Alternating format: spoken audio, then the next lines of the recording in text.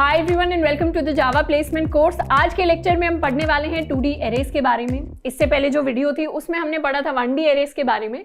अब 1D arrays में हमने कुछ होमवर्क प्रॉब्लम्स दिए थे, उनके सॉल्यूशंस उसी PDF में ऐड कर दिए गए हैं। इस लेक्चर के भी नोट्स और होमवर्क प्रॉब्लम्स आपको नीचे डिस्क्रिप्शन बॉक्स के अंदर मिल रहे होंगे।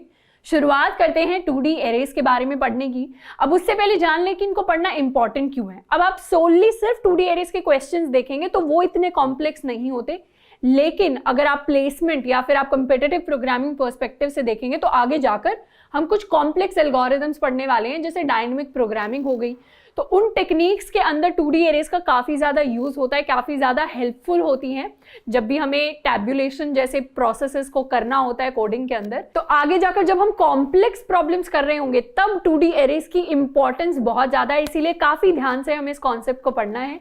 इस लेक्चर के अंदर 2D एरेज को बहुत बेसिक से शुरू करेंगे। डिक्लेयर कैसे करते हैं, यूजेस किस तरीके से होते हैं, विजुअलाइज कैसे होता है मेमोरी के अंदर, साथ के साथ इनपुट कैसे लेना है, आउटपुट कैसे लेना है, एक दो क्वेश्चन सॉल्व करेंगे, जिससे सारे के सारे जो बेसिक कॉन्सेप्ट्स हैं 2D एरेज के बारे में वो क्लियर हो रहे होंगे। अब लेक्चर की शुरुआत करते हैं और जानते हैं कि 2D एरेज जावा के अंदर होते क्या हैं। अब बात करें अगर 2D एरेज की, तो हम 11th-12th में मैथ्स में याद करें तो हम एक स्ट्रक्चर पढ़ा करते थे जो कुछ ऐसा दिखता था। इस स्ट्रक्चर को हम कहते थे मैथ्स के अंदर मैट्रिक्स।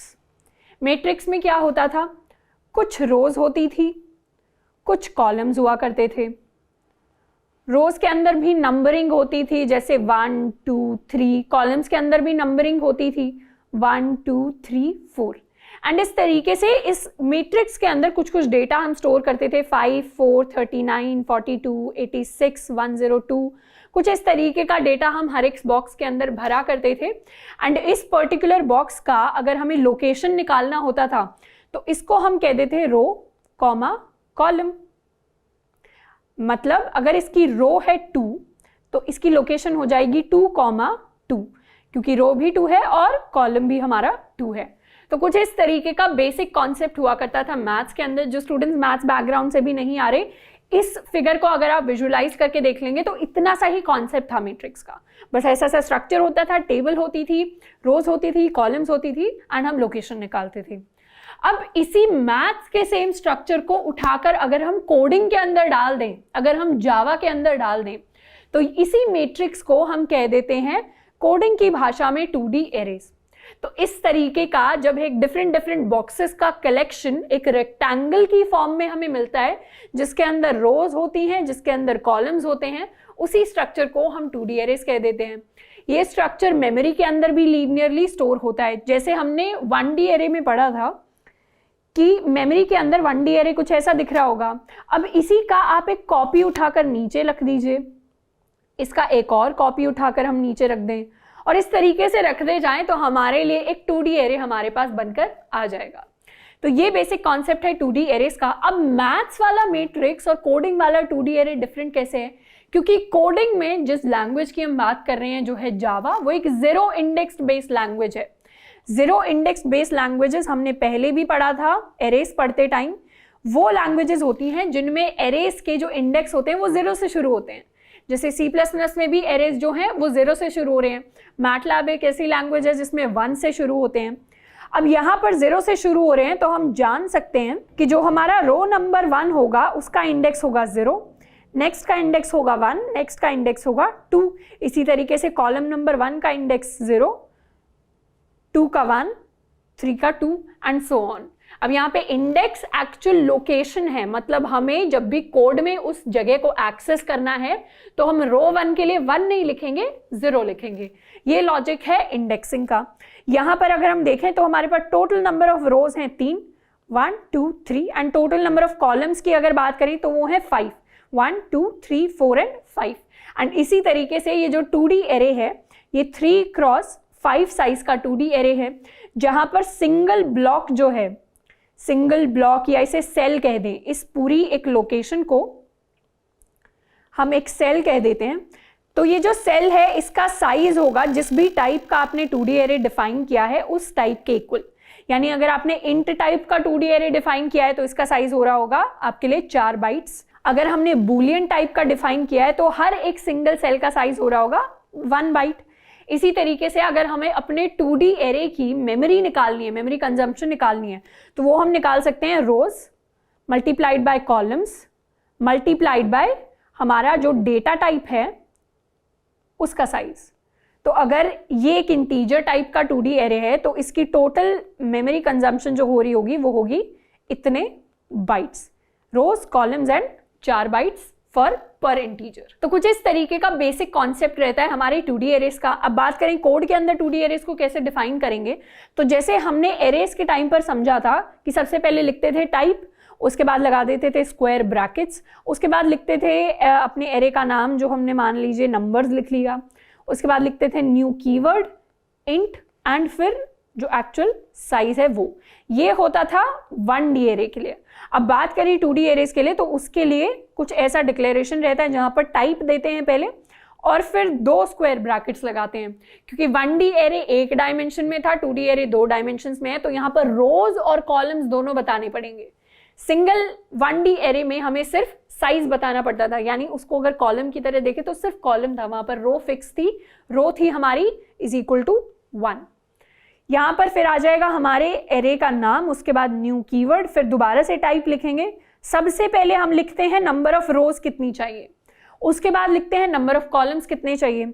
जैसे प्रीवियस एग्जाम्पल में अगर हमें अपने एरे को डिफाइन करना होगा तो कुछ इस तरीके से करेंगे।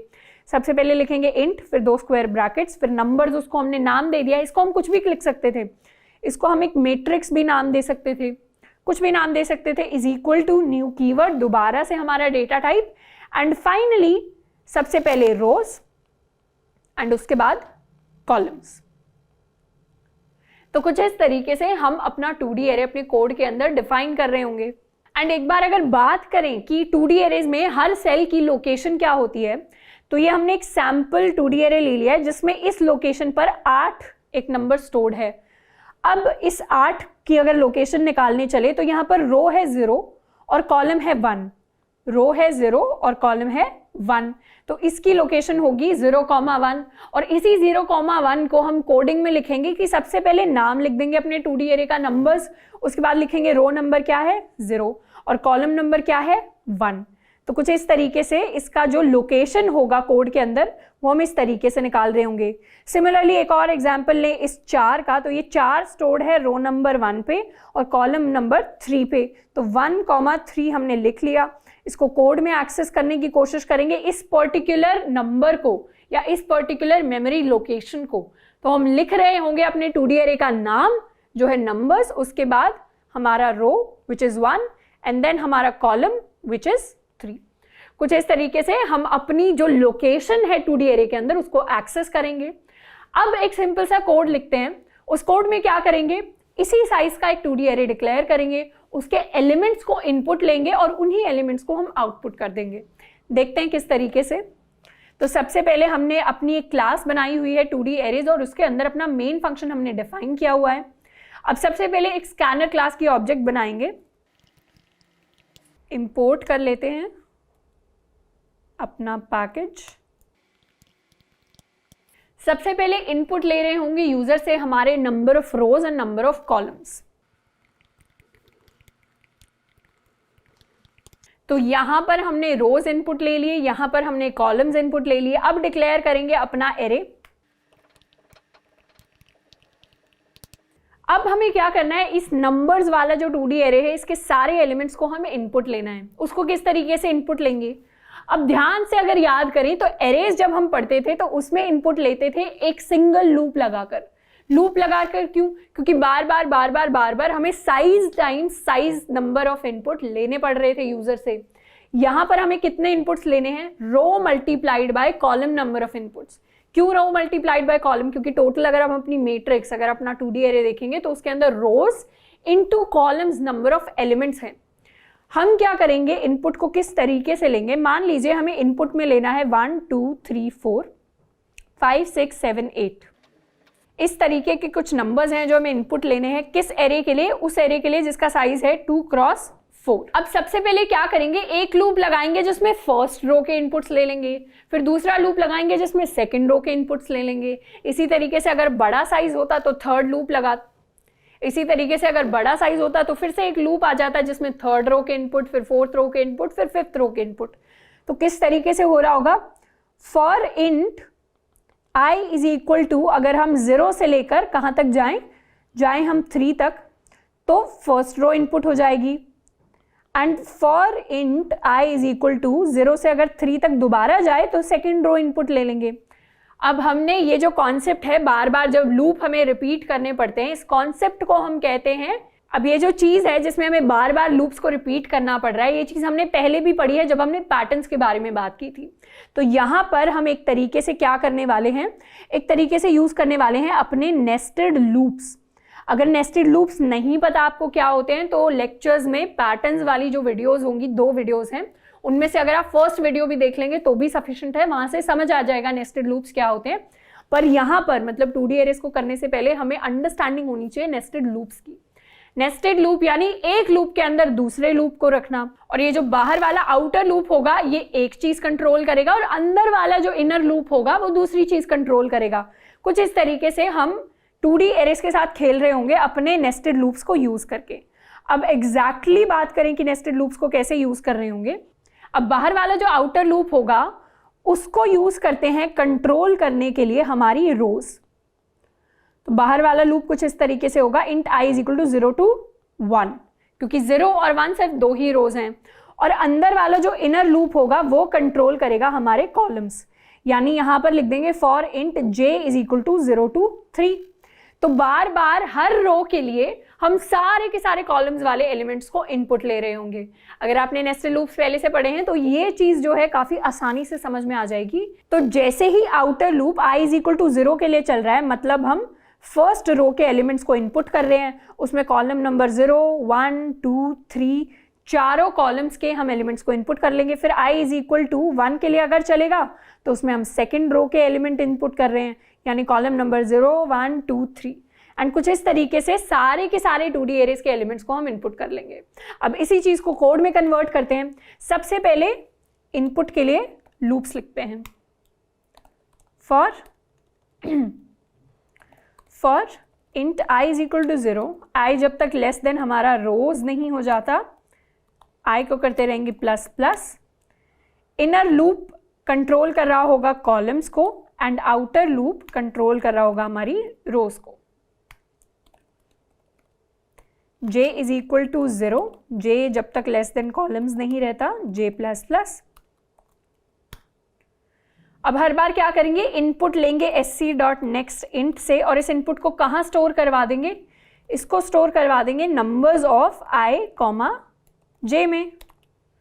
तो i, j जो लोकेशन थी उसको हमने कुछ इस तरीके से लिख दिया जावा में। यहाँ पर जो i है वो हमारा रो नंबर है और जो j है वो हमारा कॉलम नंबर है। इस तरीके से हमने इनपुट ले लिया। अब इन्हीं एलिमेंट्स को हमें आउटपुट करवाना होगा, तो सिमिलर लूप लिखेंगे।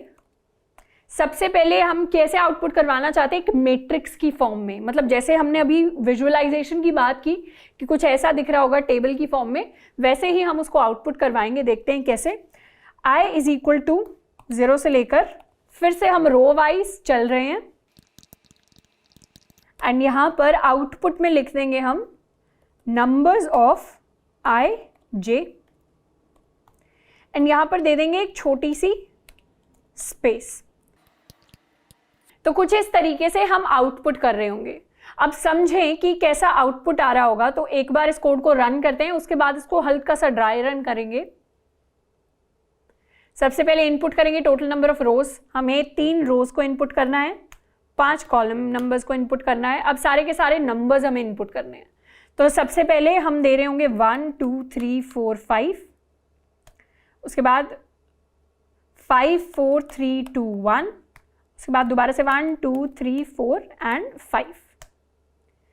तो ये हमने दिया था अपना 2D एरे इनपुट और ये हमारे लिए हमारा 2D एरे आउटपुट होकर आ गया, वैसा का वैसा जैसा हमने इनपुट किया था। अब इस इनपुट स्टेटमेंट को तो हम समझ गए थे, आउटपुट स्टेटमेंट्स को कैसे समझे।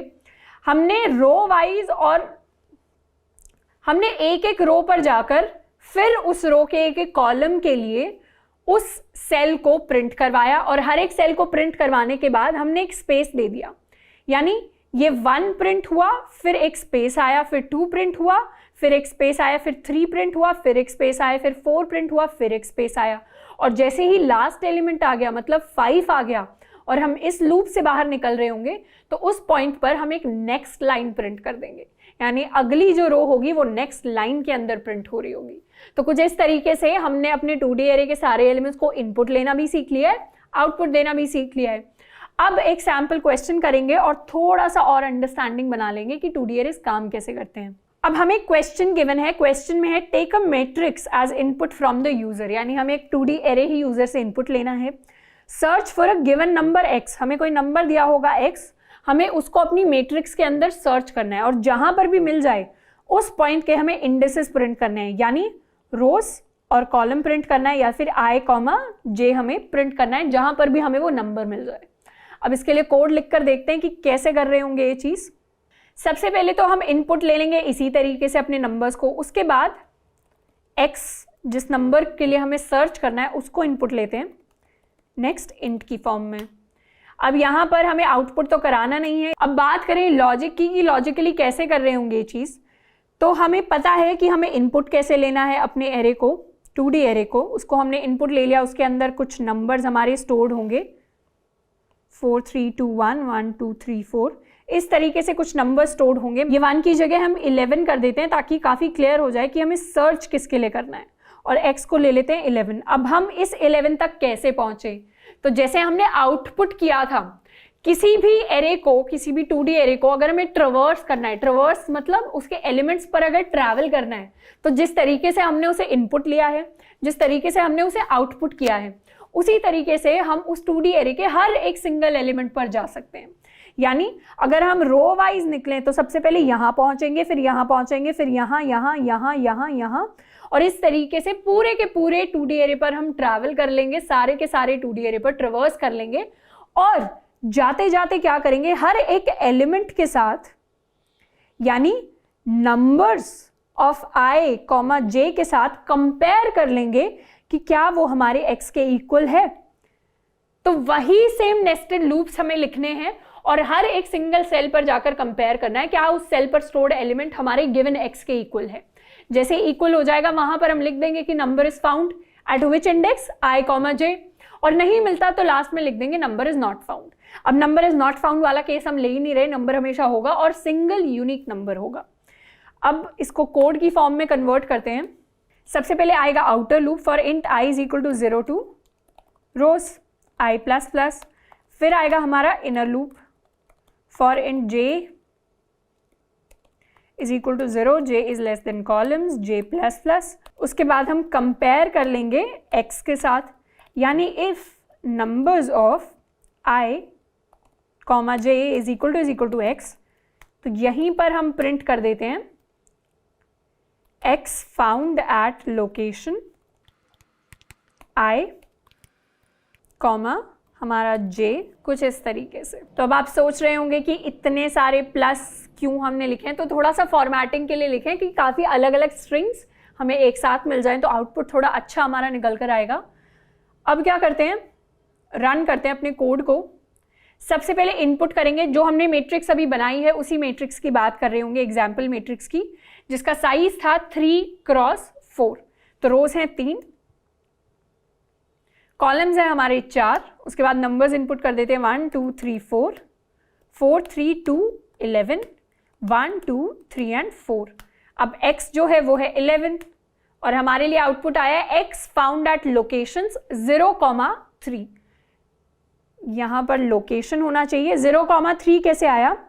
अब हम बात करें अगर अपने इस मैट्रिक्स की, तो इसमें 11 जो है वो कौन सी लोकेशन पे था, रो थी हमारी 1 एंड कॉलम था हमारा 3, तो लोकेशन हो गई 1,3 which is the same as जो भी हमारा आउटपुट आया। तो कुछ इस तरीके से हम 2D एरेज के साथ अपनी प्रॉब्लम्स को सॉल्व करते हैं और उसके ऊपर ट्रिवर्स करते हैं। अब नीचे डिस्क्रिप्शन बॉक्स में नोट्स होंगे, साथ के साथ कुछ प्रॉब्लम्स होंगी, उन प्रॉब्लम्स को खुद से हमें जरूर करके देखना है, क्योंकि सेम कोड को अगर 3-4 बार लिख लेंगे, बेसिक से अगर हम शुरू कर रहे हैं, बेसिक से अगर जावा को पढ़ रहे हैं, तो हमारे लिए फायदा ही फायदा हो रहा होगा, क्योंकि फिर वो कोड हमें याद हो जाएगा। दोबारा सेम कोड के लिए नोट्स को देखने की जरूरत नहीं पड़ रही होगी। तो आई होप कि उन प्रॉब्लम्स को आप अच्छे से सॉल्व कर रहे होंगे। आज के लिए इतना ही, मिलते हैं नेक्स्ट वीडियो में। Till then keep learning and keep practising.